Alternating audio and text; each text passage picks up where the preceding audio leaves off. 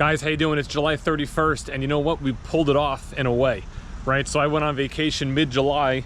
I didn't come back until the 24th, and on the 24th, I only had 6 cars sold for the month. On the day I came back, I sold 2 cars. That was Wednesday. The 25th, on Thursday, I sold 1 car. That brought us up to 9. Friday, I went down to Atlantic City to see the C8 Corvette. If you didn't see that video, that new C8 Corvette is awesome. I'm gonna put the link to that one in the end of this video so you can check it out if you didn't see it already. So Friday we weren't here. Saturday I came in, had a 3-car day, sold 3. Sunday we're closed. Monday I came in, I didn't sell anything. I worked all day, 9 to 9. Tuesday is normally my day off. I came in because I wanted to basically make up for the time I took off on Friday to go down and see the C8, which was yesterday, Tuesday. Sold 3 cars. So right now we're at 15. That's our second tier bonus. I have 1 car going out today at 5 o'clock, Chevy Traverse. So I'll have a delivery then. But other than that, I'm wide open today to try to sell more cars. So we're gonna try to get in front of some people today. Hopefully I have another 2-car. If I can get a 3-car day today, that's 18. That's 3rd tier bonus. So we have a little bit of work to get that done. But I think last day of the month, usually we sell about 6 or 7 cars, 8 cars. So, you know, I just got to get in front of people. And that's the way I look at it, right? I get here in the morning and I say, okay, the store is going to sell at least 8 to 9 cars today, right? I can be one of them. I could be 2 of them. I just have to get in front of customers. So we're going to keep our eye on the lot. We're going to try to get in front of whoever we can. That's kind of why I'm out here now. You know, basically going to be ready if somebody pulls up to help them out.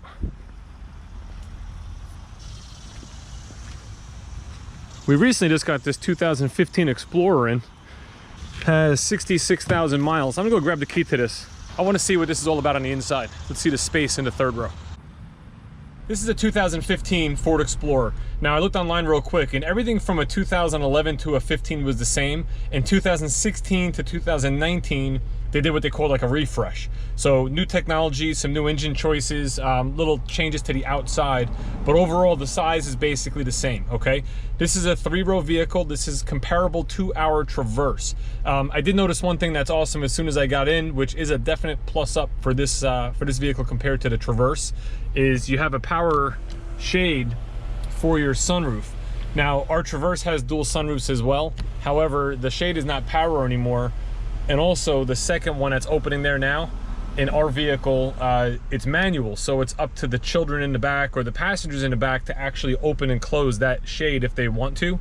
Whereas here, the driver has the power to do it. So that's actually a plus. I like that feature. I just sat myself in here where I'm comfortable as if I was to drive. And like I always do at 6'5", I want to compare myself to the other seats in the vehicle. So let's jump into 2nd row. All right, so I was comfortable in the front seat. Now here I am in the back. Now, my legs are touching the seat. My head's pretty close, but I have room. You know, it's doable for sure. This is with the 2nd row seat all the way back. This seat does slide forward to give you more room in the 3rd row. However, you'll see you'll have no room in the 2nd row. So let's slide that back. So I would say definitely the Traverse has a little bit more room in the vehicle, both headroom and legroom in the 2nd row. With my 2nd row seat where I was just relatively comfortable, you can see the space in the 3rd row. You know, it's pretty much non-existent for someone at my height. Again, I'm 6'5", I'm pretty tall, but if I can fit, most anybody else would be able to.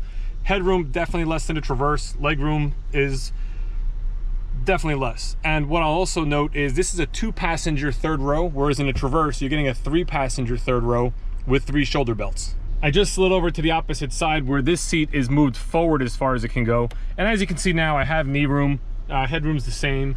You know, listen, it's actually a doable seat. So having the 2nd row seats be functional and have that movement of 4 or 5 inches of travel, just like in the Traverse, is key in these vehicles with a 3rd row. So definitely, if you're looking at something with a 3rd row, see if the 2nd row seats have that slide feature, because it's going to help you know, put certain people in certain spots so everybody's comfortable. Behind the 3rd row, you actually, this is pretty impressive. You have a real deep well here. Now in the Traverse, I feel the Traverse is a little wider left to right. The space here is probably about the same.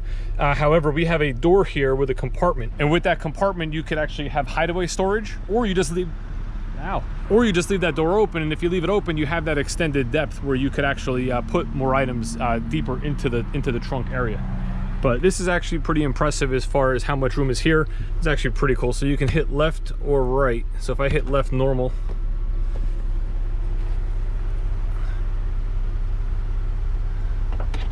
it'll bring that seat back up. You got to manually bring up the headrest. Not bad.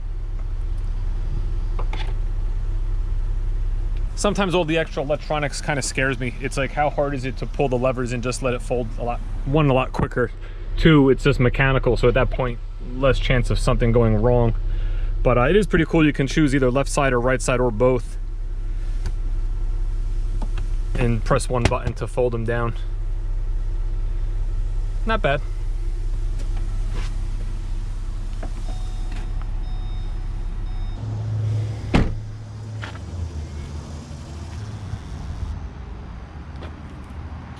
Anyway, always good to have a non-GM vehicle on the lot that we can show as a comparison vehicle.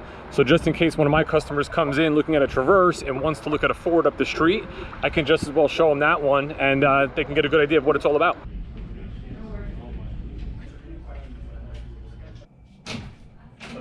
Yes, sir. I heard we got all my locates. Yeah. You have those folders? Yeah.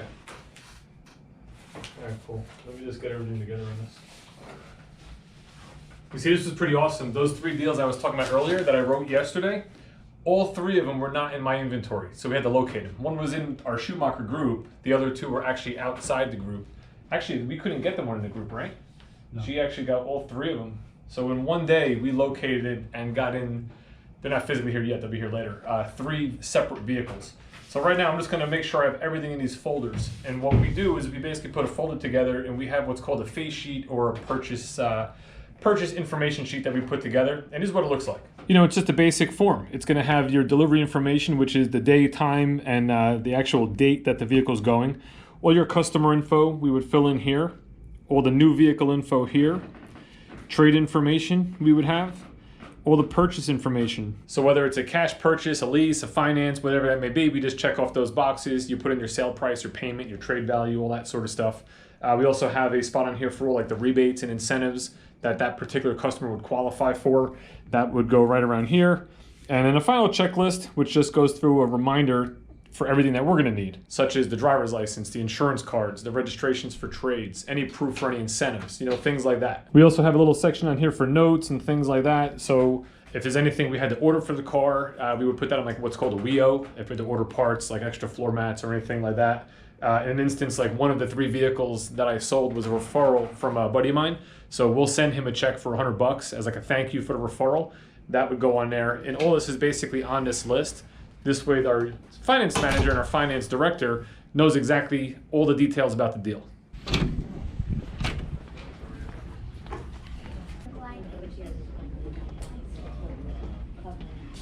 And then once we get everything ready in these folders, it would then hand off to the either sales manager or the finance office, and they're going to get all the paperwork ready for motor vehicle contracts, you know, banking, financing, leasing, all that sort of stuff. This way you can legally take possession of your new vehicle. Here's those 3 deals, man. All right.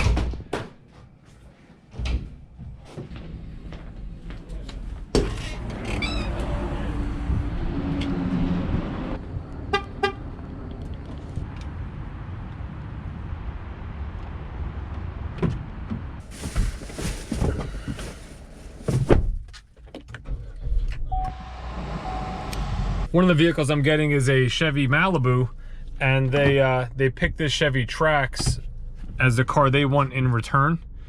So I'm gonna go fill this with fuel as soon as I can get it out of here, and get it ready for the driver that's gonna take it to that location to pick up my Malibu. But I don't know who parked this car here, so we're gonna have to wait until they come back. And it's moved. They moved out of the way, so we're off to the gas station. It's getting gray up here. Looks like we might have some rain moving in. The weather's been fantastic. It's been, you know, pretty hot. I mean, 90-degree weather, but sunny and just nice days every day.